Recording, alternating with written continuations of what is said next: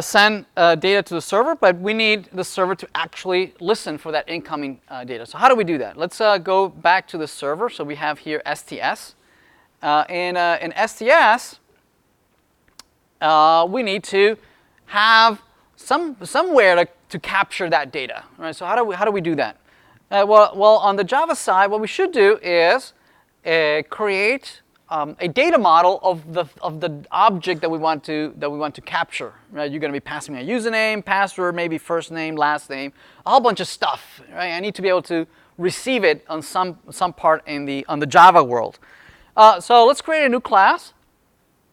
And notice that I'm creating it under the package, right, of where it was originally created. I mean, we can change the package name if it's too long and it's very cumbersome here.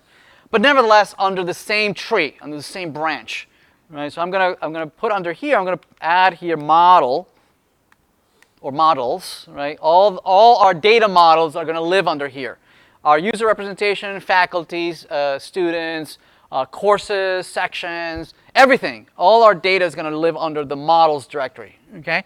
So again, we're following best practices on putting certain things on certain packages. So the name here will be user. So we'll call it user, and we'll finish. And here we can create some fields that we might need.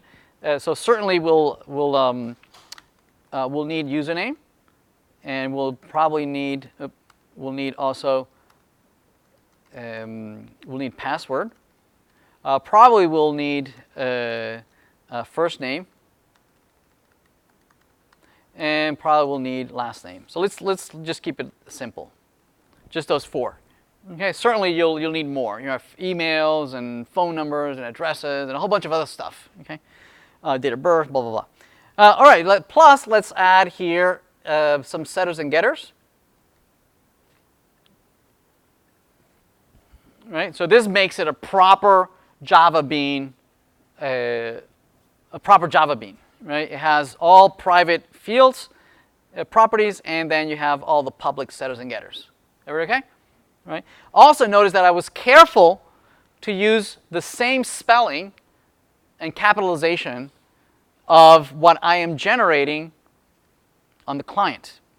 Right? Notice that on the browser side, I am generating an object that has a field called username that has exactly the same spelling as a username on the Java side. That's very important, because what we're going to do is that we're going to do an automatic mapping.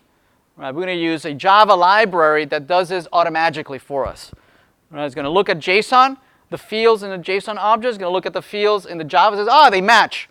Now, this one must go with that one, and that's it. Right? It's going to parse the JSON of the body, and it's going to automatically instantiate for us an instance of this guy. Okay? All right. So let's do that. We have a model. Excellent. What else do we need? Well, we need to listen for the incoming requests, HTTP requests. So how do we do that? Let's create again. Let's create under the same domain and the same package name.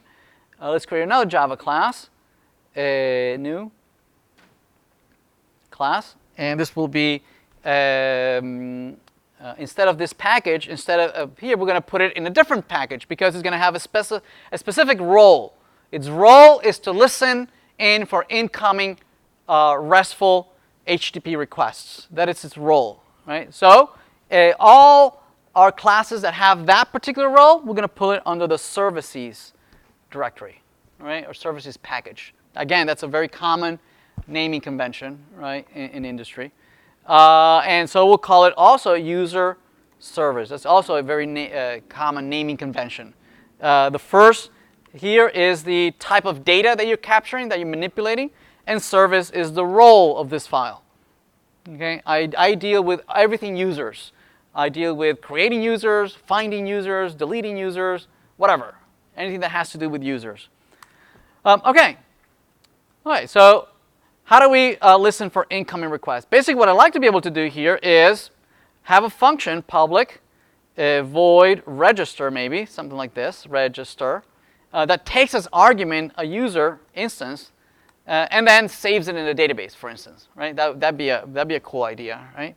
All right, so to do that, let's see, we'll need to first load our data model, which we just created. This user right here, right? There we go. We just loaded that.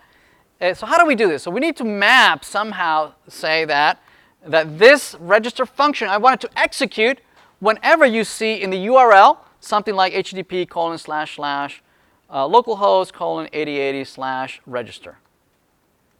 Yes, that's what I want to do. That's what I want to happen. So to do this, first we're going to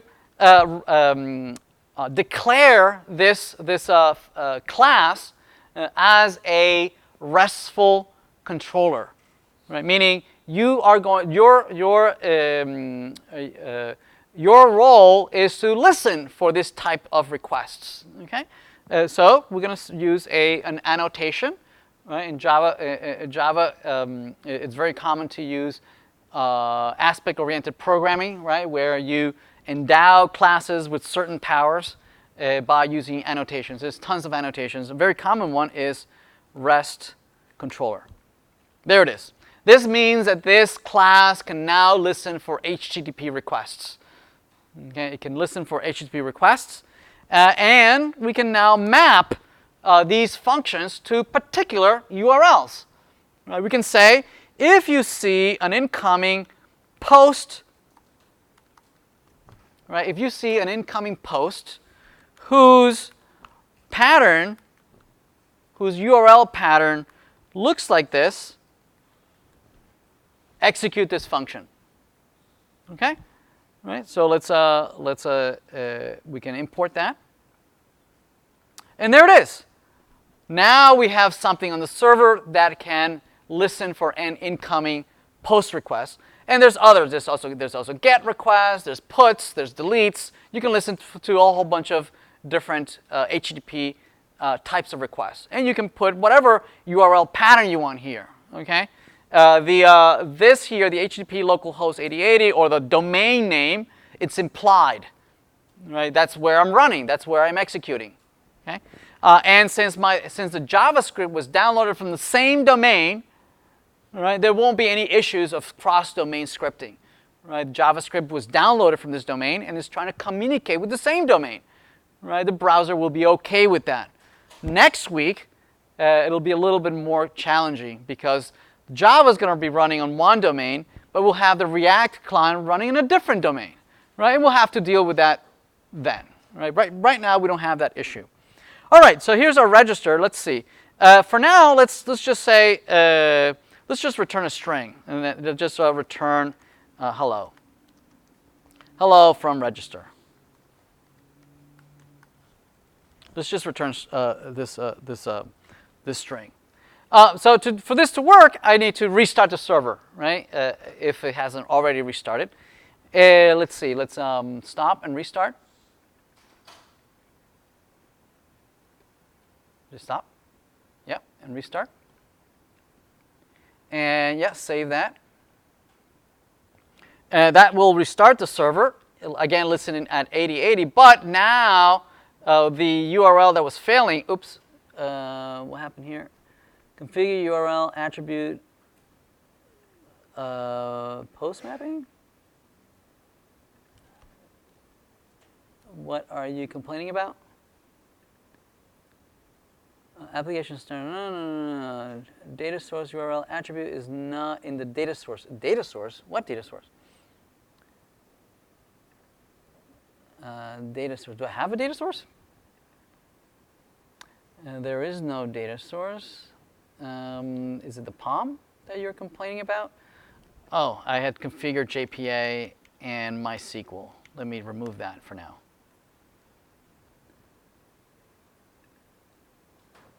Okay, let me try it again.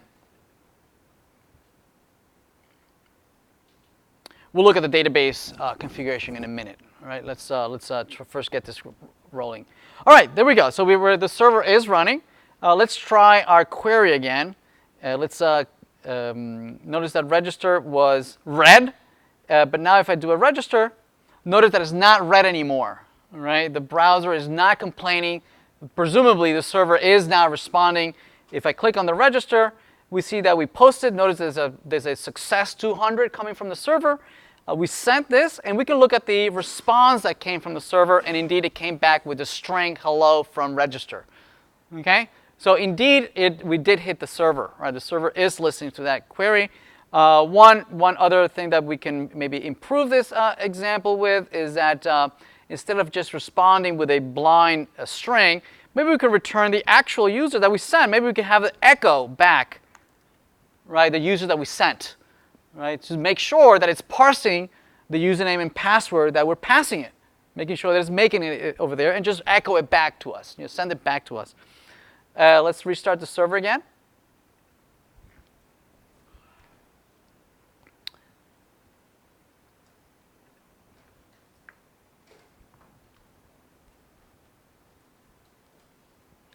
From the client now, let's instead of sending some garbage, let's send Alice Wonderland, and let's do a register. Let's click on register, and notice that what came back is null. Wait, what? First name, password, username. Okay, it returned an object. It did return an object with the first name, last name, password, username. That is correct, but it did not pass. Oh, I know why. I hate computers. They're always right. They're always right. They always do exactly what they're told. I never told it where to get the user, right? We need to tell it, hey, there's this JSON thing that is coming in the body, right? Parse it from there and create a brand new instance, right? So let's do that. So we're going to have here it says from the request body, right? From the request body. Let's import that. Instantiate my user object here. So that argument, where are you getting it from? From the request body. Right? Parse it from there, instantiate it, parse it, do the mapping, blah, blah, blah, blah. And then what are we doing? We're doing backwards, right? We're sending it back again. Right? So let's restart again.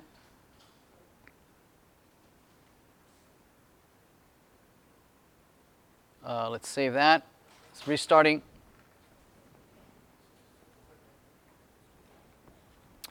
Okay, let's try it again.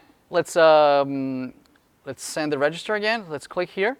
Okay, so now this time it parsed out the values. See that? It parsed it. So notice that the controller, right, and the servers are kind of like in between this world, right, where the controller is converting into a string. Then the service is parsing that string and instantiating the user object. And then it has to turn around and do it opposite, right? It then has to convert it into a string, and then send it back to the client. And then the client, and then here what we have to do is then convert it back into a JSON object, right? If we need to, whatever we want to do, right? But those are two edges, right, of the same of either side of the HTTP divide, right? Okay, excellent. So we have communication between the client and the server. Yes.